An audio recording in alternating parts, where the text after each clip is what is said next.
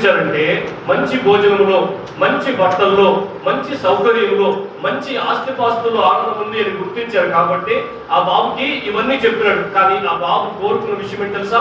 నాకు మీరు ఇచ్చే డబ్బులు కాదు, నాకు మీరు ఇచ్చే ఆహారం కాదు, నాకు మీరు ఇచ్చే బట్టలు కాదు, మీరు చెప్పించే చదువు కాదు, మీ వెనకాల నుంచి వస్తున్న ఆస్తిపాస్తులు కాదు నాకు కావాల్సింది.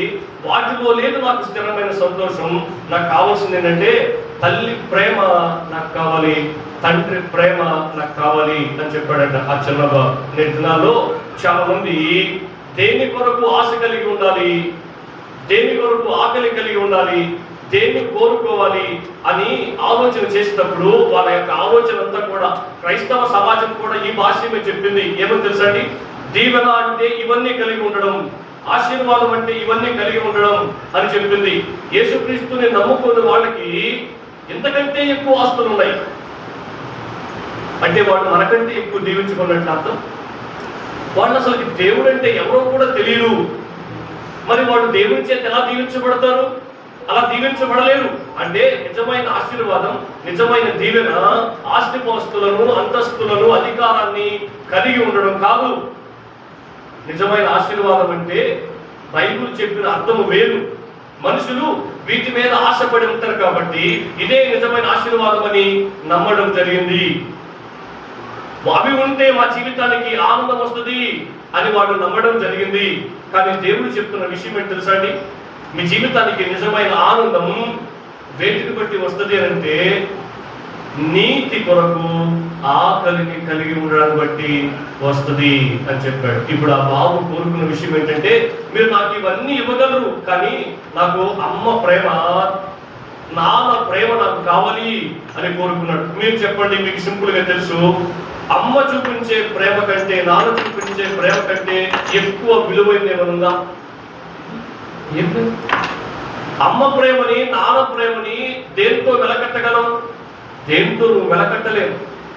అమ్మ ప్రేమ చూపడం ద్వారా, ఒళ్ళో కూర్చోబెట్టుకుని ఆడించడం ద్వారా, చంకం కూర్చోబెట్టుకుని చందమామ చూపిస్తూ అన్నం తినిపించడం ద్వారా వచ్చే ఆనందం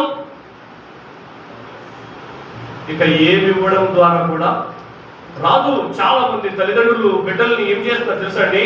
వాళ్ళకి డబ్బులు ఇస్తే చాలు, చదివిస్తే చాలు, బట్టలు ఇస్తే చాలు, సరైన సౌకర్యాలు ఇస్తే చాలు, భోజనం ఇస్తే చాలని చెప్పి, ఇవన్నీ కావాలంటే సంపాదించాలి కదా అని చెప్పి పిల్లల్ని ఆయమ్మ దగ్గర వదిలిపెట్టేసి తల్లి ప్రేమను, తండ్రి ప్రేమను చూపించకుండా వాళ్ళు సంపాదనకి వెళ్ళిపోవడాన్ని బట్టి ఆ పిల్లలు సరి అయిన క్రమశిక్షణలో పెంచబడట్లేదు. నేటి దినాల్లో మీరు గమనించండి, పెరిగిపోతున్న నేరాలకు ఇదిగో క్రమశిక్షణ లేని, ఆసక్తి లేని కుటుంబ జీవితమే కారణం. క్రమశిక్షణ లేని కుటుంబ జీవితమే పెరిగిపోతున్న నేరాలకు కారణం. ఎవరు నేరాలు చేస్తారు తెలుసా అండి? ఏదో ఒక తల్లో, ఏదో ఒక తండ్రి కన్న పిల్లలే, మనుషులే.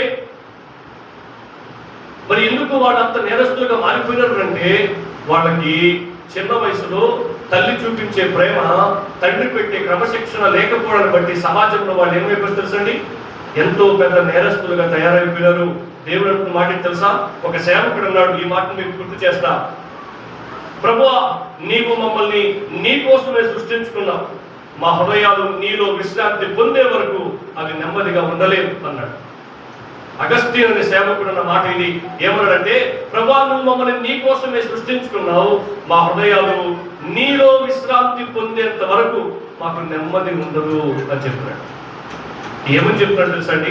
నిజమైన ఆనందం దేంట్లో దొరకద్దు నీకు అంటే, ఏ దేవుడైతే తన కోసం నిన్ను సృష్టించుకున్నాడో ఆ దేవుణ్ణి కలిగి ఉండడం ద్వారా, ఏ దేవుడైతే తన కోసం నిన్ను సృష్టించుకున్నాడో ఆ దేవుడు చెప్పినట్టు జీవించడం ద్వారా మనిషి జీవితానికి ఆనందం దొరుకుతుంది అనేది చెప్పే ప్రయత్నం చేస్తున్నాడు. ఒకసారి మీరు ఆలోచన చేయండి, ఆకలి ఎవరికి వేస్తుంది?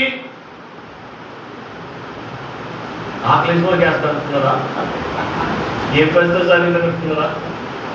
ఆకలి ఎవరికి వేస్తుంది తెలుసండి? బ్రతికుండే వాళ్ళకి వేస్తుంది, చచ్చిపోయిన వాళ్ళకి ఆకలి.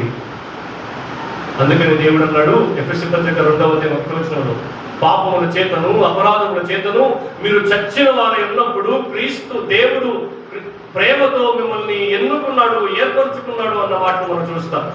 అంటే నీతి కొరకు ఆకలి ఒక వ్యక్తికి వేయట్లేదు అని అంటే ఆ వ్యక్తి పాపముల చేత చనిపోయిన స్థితిలో ఉన్నాడు కాబట్టి ఆ వ్యక్తికి ఆకలి వేయట్లేదు.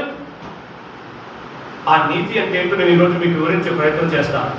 బ్రతుకున్న మనిషికి ఆకలి ఎలాగైతే వేస్తుందో నీతి కొరకు ఆకలి కలిగిన వ్యక్తి దేవుని కొరకు పరిగెత్తే ప్రయత్నం చేస్తాడు, దేవుని దగ్గరికి వెళ్ళే ప్రయత్నం చేస్తాడు, దేవుణ్ణి కోరుకునే ప్రయత్నం చేస్తాడు, దేవుణ్ణి కలిగి ఉండాలి అనే ప్రయత్నం చేస్తాడు.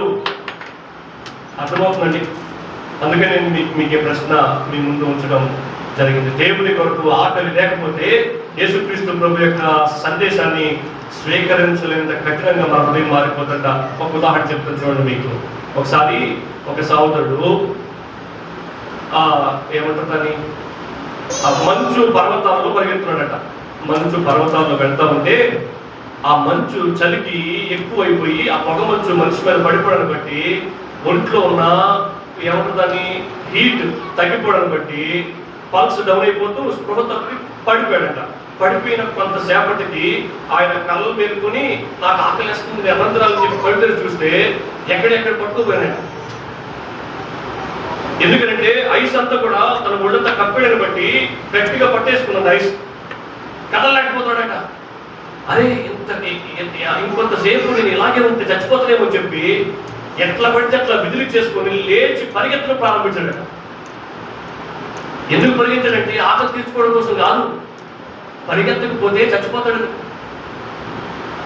ఒళ్ళు వేడెక్కకపోతే ఖచ్చితంగా ఏమైపోతాడు, చచ్చిపోతాడని చెప్పి పరిగెత్తితే ఒళ్ళు హీట్ అవుతుందని చెప్పి పరిగెత్తడం ప్రారంభించాడట.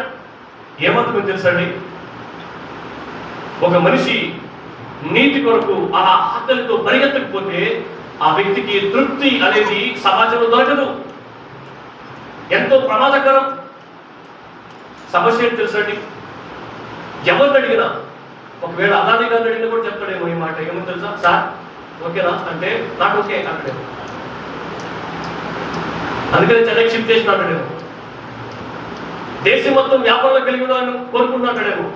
అంబానీ గారు అడిగితే సార్ ఓకేనా అంటే కాదు ఇండియాలో టాక్సేషన్ ఎక్కువ అయిపోయింది, అందుకని హెడ్ ఆఫీస్ అన్ని దుబాయ్కి మార్చేస్తున్నట్టుడేమో.